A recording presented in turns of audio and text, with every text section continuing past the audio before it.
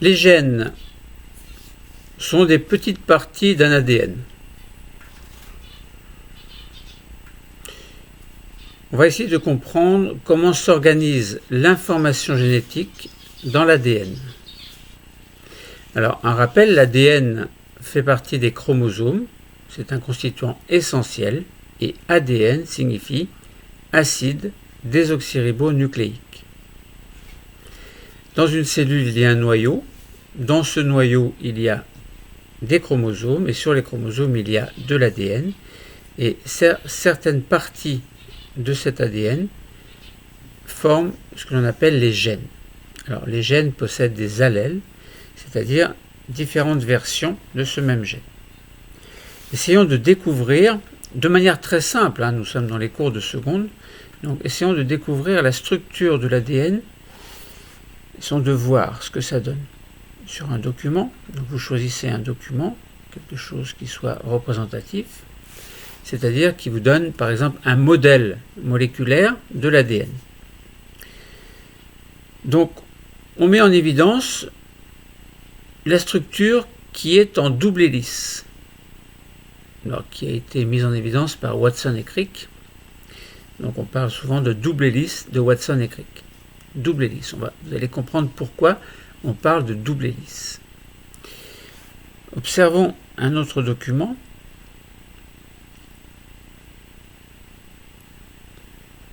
Alors, juste 30 secondes. On prend un fragment d'ADN humain et on va mettre en évidence 4 types d'unités de base de l'ADN. Alors, ces unités de base constituent ce que l'on appelle les nucléotides. Alors, attention au langage. Il va y avoir 4 bases azotées. Lorsque ces 4 bases azotées, dont nous donnerons le nom tout à l'heure, seront liées à un sucre qui sera, alors dans ADN on a acide désoxyribonucléique. Donc lorsque ces bases azotées seront liées aux désoxyriboses, on parlera de nucléosides. Et lorsque la fixation avec le phosphate sera possible, se fera en tout cas, on parlera de nucléotides. Autrement dit, un nucléotide, c'est l'association d'une base azotée, donc une sur les 4, d'un sucre qui est le désoxyribose et du phosphate. Alors, les 4 nucléotides que l'on peut voir sur un modèle, donc sur un schéma de votre choix, eh bien, sont l'adénine, adénine,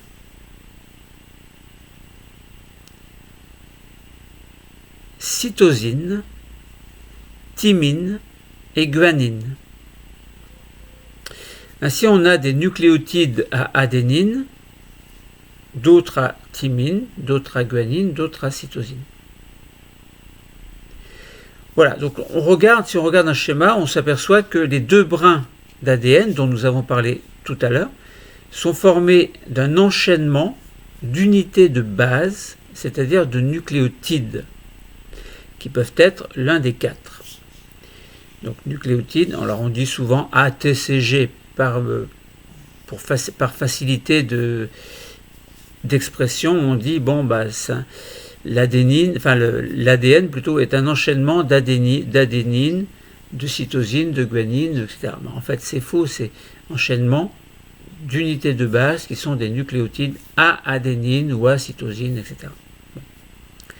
Donc il existe donc 4 types de bases azotées, donc de nucléotides correspondants, vous l'avez compris, et qui diffèrent seulement par des groupes d'atomes.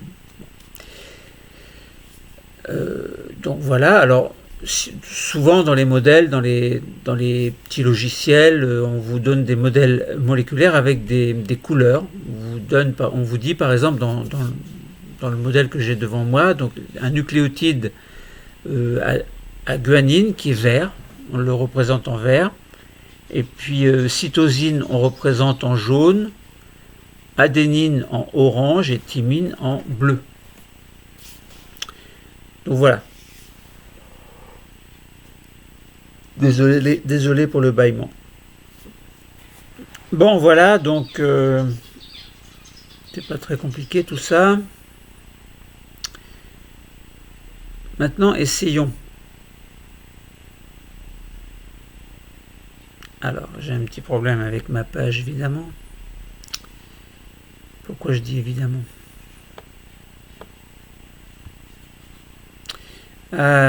Bon. Alors, on essaie de voir sur un schéma, donc la schématisation d'un fragment de molécules d'ADN. La séquence d'ADN correspond à un enchaînement de molécules, donc un enchaînement de nucléotides, qui sont chaque nucléotide est la plus petite partie de l'ADN, plus petite partie de base. Alors, c'est un peu faux ce que je dis, mais enfin, puisque c'est un nucléotide, c'est 3 éléments. Une base azotée, un sucre, une désoxyribose et un phosphate, un groupe phosphate. Donc c'est ça que j'appelle l'unité de base. L'ADN, ce sera l'enchaînement de cette unité de base. Donc 1, 2, 3, etc. Et tout ça enroulé en hélice. Alors pourquoi est-ce que c'est enroulé en hélice? On va voir ça tout à l'heure. Donc la séquence d'ADN, c'est un enchaînement de nucléotides d'un brin de la molécule d'ADN. Et la séquence de l'autre brin peut être déduite parce que l'on a ce que l'on appelle une complémentarité. Alors, ça veut dire quoi, complémentarité? Donc là, nous sommes dans essayer de comprendre, nous essayons de comprendre la structure de l'ADN qui permet de porter une information. Alors, on a dit l'information, évidemment, quelque chose qui va s'exprimer, ce sera un gène, enfin, son allèle, un allèle en tout cas. Oui, mais l'ADN, c'est avant tout, si on regarde d'un petit peu plus près, un enchaînement de nucléotides. Alors, on va dire, pour simplifier, ATCG. Vous avez compris que ce n'est pas ATCG, mais on va dire, pour simplifier, que c'est ATCG. Donc l'ADN, c'est un enchaînement de 4 bases azotées, de 4 nucléotides, qui posséderont A, T, C ou G. Si je regarde le modèle qui est devant moi, j'ai ma double hélice qui est bien formée, donc qui est bien reproduite sur le schéma, et je regarde les couleurs, donc je vois des couleurs jaune, bleu, orange, verte, et comme je vous ai dit précédemment, donc ça correspond en fait aux nucléotides, par exemple en jaune à cytosine, puis en vert à guanine, thymine en bleu, adénine en orange. Et on s'aperçoit, si on regarde l'ensemble de la molécule, que la cytosine est toujours reliée à la guanine. Cytosine, guanine. Donc là, je parle des bases azotées qui sont reliées 2 à 2, cytosine, guanine et thymine, adénine. Alors, on peut avoir thymine, adénine, ils sont reliés entre eux, mais on peut avoir également adénine, thymine. Donc, c'est toujours comme ça. L'adénine est toujours reliée à la thymine et la cytosine est toujours reliée à la guanine. On peut mettre guanine, cytosine ou cytosine, guanine. C'est pareil. Enfin, c'est pas pareil, mais donc ça a son importance dans le langage de l'ADN dont nous ne parlerons pas aujourd'hui, mais c'est très important quand même. Mais pour l'explication de la structure, on peut se permettre de dire que on peut avoir cytosine-guanine ou guanine-cytosine, peu importe. Si l'on a la cytosine, on a automatiquement la guanine de l'autre côté. Bon, ça, il faut bien le comprendre, c'est la compréhension de base de la génétique. Alors ensuite, on peut mettre de manière linéaire, au lieu de reproduire la double hélice, ce qui est compliqué à faire, on peut faire une échelle. Alors on fait 2 barreaux et on met on fait deux montants de l'échelle et on met des barreaux qui correspondraient là où on monte. Et puis au milieu de ce barreau, on coupe en 2 et on marque d'un côté G, de l'autre côté on marquera C, ou alors on marque T et on marque A de l'autre côté. Bon, voilà, ça vous donne une structure droite qui permet de bien comprendre qu'il y a un alignement de nucléotides, par exemple G, A, C, C, G, G, A, G, A, T, etc. Alors, vous allez me dire, est-ce que tous les gènes possèdent cette même séquence? C'est quoi une séquence? c'est un enchaînement de nucléotides. Donc là, quand je dis par exemple GACCGG1, je parle de la séquence de nucléotides. C'est-à-dire que j'énumère l'alignement qui fait que j'aurai un A après un G, un C après un A. Oui, mais attention, est-ce que tous les gènes, est-ce que tous les allèles dans cette même séquence? Je vous pose la question. La réponse sera bien évidemment non. Chaque gène aura sa spécificité, c'est ce que nous allons voir un petit peu plus bas. Voilà, donc là, vous avez compris ce qu'il faut retenir de ce document-là, que vous avez pu trouver aussi, c'est concernant la structure de l'ADN, c'est qu'il y a ce que l'on appelle une complémentarité. Les nucléotides sont complémentaires. Alors, pas vraiment les nucléotides, mais les bases azotées sont complémentaires. Pourquoi? Parce qu'elles s'accordent au niveau de la fixation de certaines liaisons. Donc, entre parenthèses, entre deux nucléotides, entre deux bases azotées, il y a des liaisons faibles, que l'on appellera des liaisons hydrogènes. Ça a son importance, on verra ça quand on parlera de duplication de l'ADN selon un mode semi-conservatif. Bon. Le reste des liaisons est plutôt, correspond à des liaisons qui sont plutôt solides, que l'on appellerait plutôt des liaisons covalentes. Voilà, alors après on peut prendre des logiciels, par exemple là je vois le logiciel Python, le langage Python, qui permet d'afficher une séquence et de reproduire la séquence complémentaire. Je vois également là un autre logiciel que l'on appelle le logiciel Anagen. Alors Anagen c'est le logiciel, je ne dis pas de référence, mais il est très utilisé. Il est très pratique pour permettre de comprendre beaucoup de choses concernant l'ADN ou l'expression de l'ADN. Voilà. Donc là, par exemple, on va prendre deux séquences différentes, mais on ne parle pas de deux séquences différentes au départ. On peut se poser la question, on pourrait se dire, est-ce que les deux séquences seront différentes? Oui, mais deux séquences de quoi? Eh bien, de deux molécules qui correspondraient à deux gènes différents ou deux allèles différents de ce même gène. Bon. Là, par exemple, dans ce cas-là, on prend le logiciel. Alors, il y a le protocole pour comprendre comment l'utiliser. Et on a une séquence que l'on va appeler alpha.adn. Alpha.adn. C'est...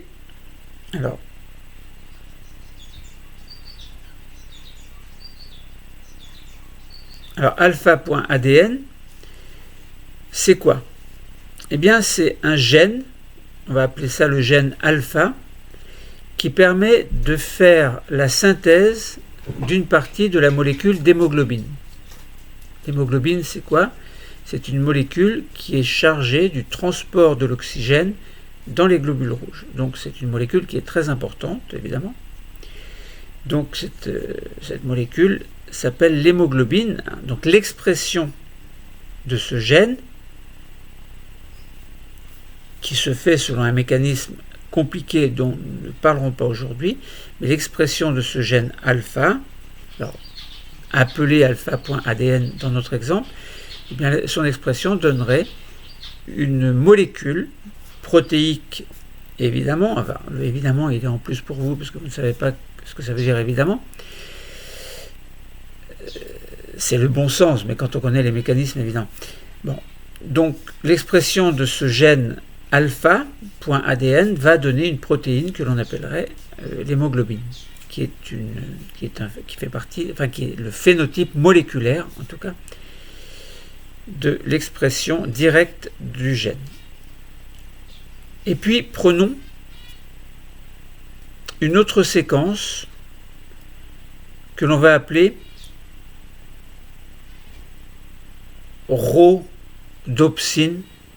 Par exemple, on ne sait pas vraiment écrit rhodopsine, mais là on va dire rhodopsine pour faciliter les choses. Et la rhodopsine est une molécule qui est impliquée dans la vision. Donc molécule très importante également. Alors maintenant on regarde, donc on s'arrange pour avoir les séquences affichées sous forme d'un alignement de nucléotides dans le logiciel Anagene. Pour ça, se référer à la fiche explicative. Bon. Bref, on se retrouve avec deux séquences, et si on analyse les séquences, par exemple pour alpha.adn, on a CAT, AAA, CCC, TGG, etc., etc. Pour la rhodopsine, pour le gène de la rhodopsine, on aurait ATGAAT. Alors vous voyez qu'au départ, tout à l'heure, on avait CAT, là on a ATG, et puis ensuite AAA pour le premier, AAT. Bon, bref, vous avez compris que pour ces deux séquences de nucléotides correspondant à deux gènes différents, on n'a pas les mêmes séquences.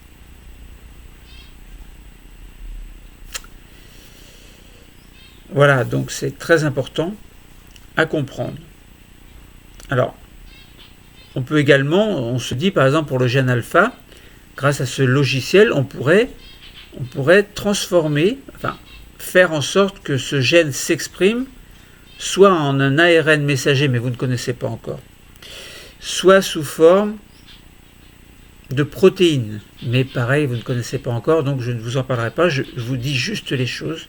Ces choses-là sont possibles. Pour les élèves qui seraient en spécialité ou qui auraient envie de comprendre un petit peu plus, eh bien, vous savez que c'est tout à fait possible.